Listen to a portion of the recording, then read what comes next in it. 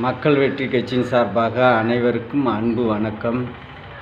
கோவை பொறியியல் கல்லூரி மாணவன் சக மாணவர்களால் அடித்து கொல்லப்பட்ட சம்பவம் பெரும் துயரத்தை தமிழகத்தில் ஏற்படுத்தியுள்ளது.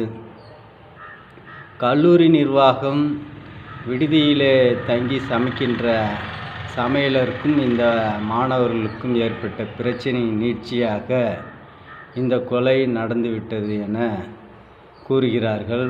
பெற்றோரின் மாணவர்கள் தங்கள் மகன் கல்லூரி விடுதியிலே தங்கி படிக்கின்ற மாணவர்கள் போதை வஸ்துகளுக்கு ஆளாகியிருந்தார்கள். அவர்களை அடையாளம் கண்டு கல்லூரி நிர்வாகத்திடம் கூறியதால் வந்த விளைவுதான் எனது மகன் இறப்புக்கு கொலைக்கு காரணம் என பெற்றோர்கள் குற்றம் சாட்டுகிறார்கள். இதில் காவல்துறை யார் பக்கம் நியாயம் இருக்கிறது, உண்மை இருக்கிறது என்பதை நடுநிலையோடு அவர்கள் விசாரிக்க வேண்டும்.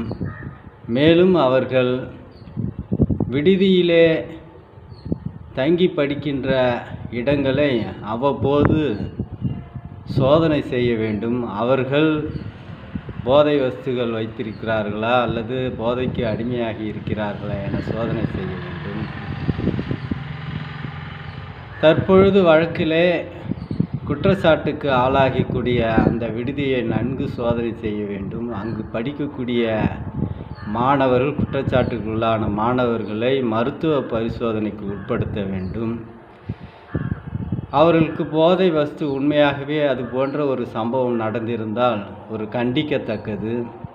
மாண்புமிகு தமிழக முதல்வர் அவர்களும் போதைக்கு எதிராக கடுமையான நடவடிக்கை எடுத்து கொண்டிருக்கிறார்.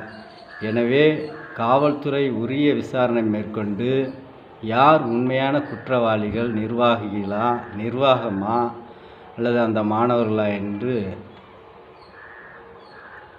மிக விரைவாக குற்றவாளிகளுக்கு தண்டனையும் பெற்று வழங்க வேண்டும். ஏனென்றால் மாணவ சமுதாயம் சீரழிந்தால் இந்த நாடு முன்னோக்கி செல்லாது, பின்னோக்கித்தான் செல்லும். இந்த சேனலை சப்ஸ்கிரைப் செய்யுங்க. நன்றி.